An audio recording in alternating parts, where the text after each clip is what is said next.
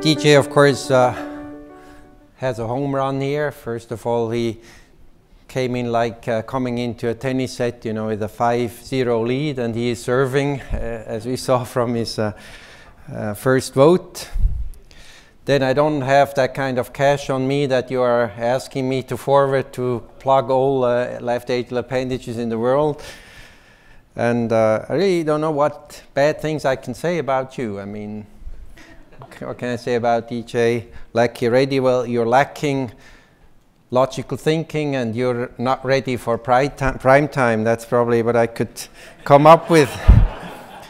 Now, so as you see, I'll have the pro side. So it should be offered, and it has to be offered to everybody with atrial fibrillation. And LAA everybody has anyhow, unless it's already been taken off, then it's a moot point.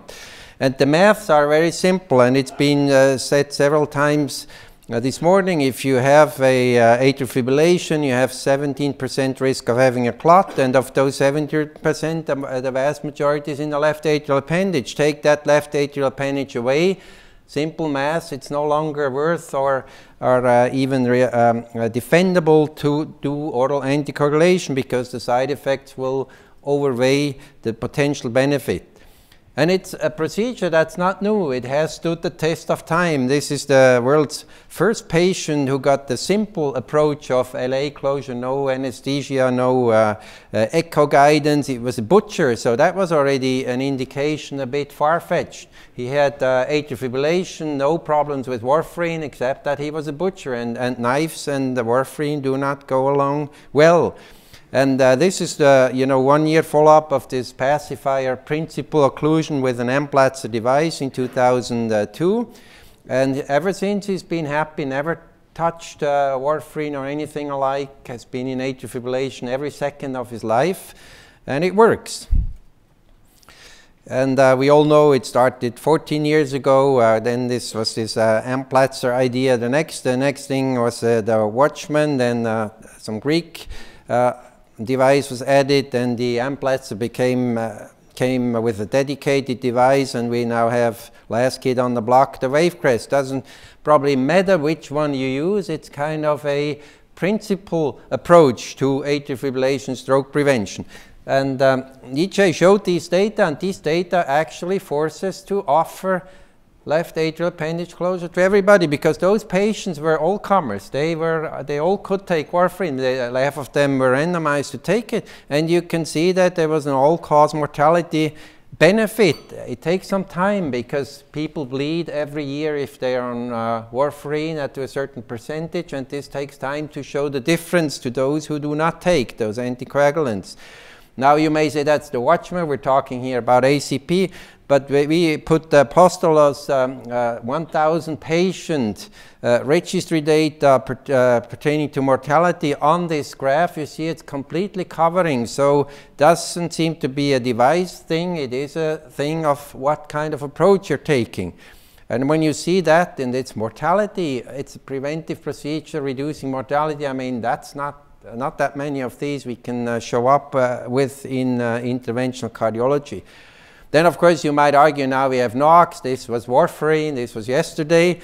But, and here you see NOACs are doing a bit better here on the example of apixaban and warfarin in terms of stroke prevention. But again, putting our burn data, and Fabian Niedlisbach has done that on top of this graph. Of course, it's not a direct comparison. We seem to go along the apixaban road. So we seem to be competitive also with NOACs, maybe not better, a little better than warfarin. And then there is the other side of the medal, of course, bleeding. You get bleeding even with modern oral anticoagulants between 2 and 4%, and every year these 2 or 4% are added if you anticoagulate. If you don't, of course, the bleeding risk is much lower. So these two curves are going to separate more and more the longer you live. So anybody with atrial fibrillation and a life expectancy of 4 or 5 or more years should get offered, seriously offered, having LAA closure rather than oral anticoagulation.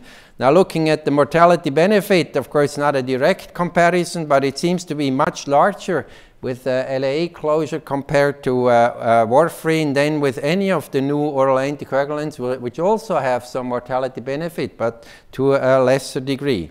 And the costs have been talked about. Of course, costs are an issue. But as you can see here on this calculation, you have to invest about $50,000 to save or to buy one quality-adjusted year of life if you close the left atrial appendage rather than using warfarin. If you use one of the NOACs here at the example of dabigatran, you see you have to invest $90,000 for 1 year of life with this calculation. So, of course, not every country can afford it, but this is in the realm of money that we usually take in our hand to save 1 year of life, $50,000. It's a kind of a bargain. And now I'll start you a little bit because I'll talk not only about primary prevention. Most of the LAAs are closed with primary prevention because the patient has had no bleeding yet, has had no stroke yet, so it's primary prevention. Now I'll talk about primary prevention. A patient who has never had atrial fibrillation in his life, why should he get his LAA closed? Now this is a case where this 55-year-old man had a huge ASD and was discovered late in his life and got his ASD closed. But of course, he has never had atrial fibrillation, but he's just at the brim of having it. You know, it's 100% sure this patient sooner or later, maybe by the device or will get into atrial fibrillation. So if you close this hole, it will be difficult to go there. Of course, DJ will say there is lariat, but that's another story. But through the septum, it will be almost impossible. So I think in such a case, you should do primary prevention LAA closure. And we've done quite a few of those already. So you use the same sheet, you know, your 14 French sheet for LAA closure. Put an LAA device in. On the way out, you put your large, this is the largest ASD device available, with a large hole, as you can see here. And this is an outpatient procedure. Patient comes in, has these two things done, goes home the same afternoon after checking the device positions here in a transthoracic, and then 11 months later, in this case, he got a T follow-up with a good ASD closure result, good LAA closure result, here the ASD in 3 dimension. I think that should be done. And this picture, or some of that, we are doing quite a lot of these combined procedures, but Fabian Nietlisbach will talk about that in more detail. In Bern, only 20% of LAA closures are done as a unique procedure, 41 with 1 additional procedure, 32% with 2 additional, 6% with 3, and 1% with 4 additional procedures. Of course, usually the additional procedure is just a diagnostic corneoangiography. Sometimes it's PCI, PFO closure, ablation, TAVI, ASD closure, mitral clip, septal ablation, carotid angioplasty, mitral balloon valvoplasty, paravalvular leak closure. You mention it, but we try to fix everything in one go. And this is quite rewarding. This man, 62 years of age with atrial fibrillation, a TIA, and coronary artery disease, had LAA closure, PFO closure, and the stent to his right coronary artery. And 2 months later, I get this postcard, and he describes that he had an icy climb up 1,000 feet to 1,000 meters, 3,342 meters in the Alps. This is really rewarding, and he needed all his problems fixed to do that. Now, of course, I have to get a bit sobered, you know, by the fact that we are talking about a preventive procedure. The only other preventive procedure in intervention cardiology is PFO closure, and that's an easy thing, no complications, no intricacy. Now we're in the high intricacy rate here, so operators are not very keen on taking risks for a preventive procedure, so you cannot find an operator. Even if there are operators who could do it, they don't want to do it. So that's the big problem. Why probably not everybody gets seriously offered to have his LAA closed just because he has atrial fibrillation, but they should. So I'll finish here. Percutaneous left atrial appendage closure for stroke prevention, atrial fibrillation is an issue with still an open issue. And I would certainly like to repeat now the vote. And I hope that I came up from 2% maybe to 3% of support. I would already be quite grateful.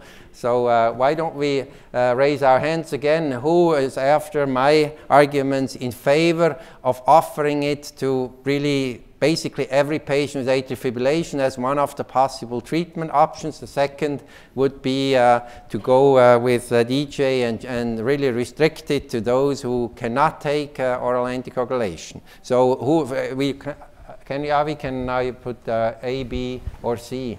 So A would be everybody, as I said, who has atrial fibrillation should be offered to have it, and B would be just those who cannot take warfarin or have bled already. Okay.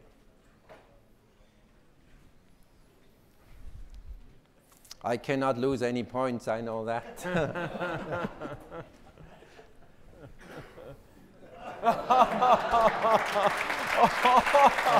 Okay.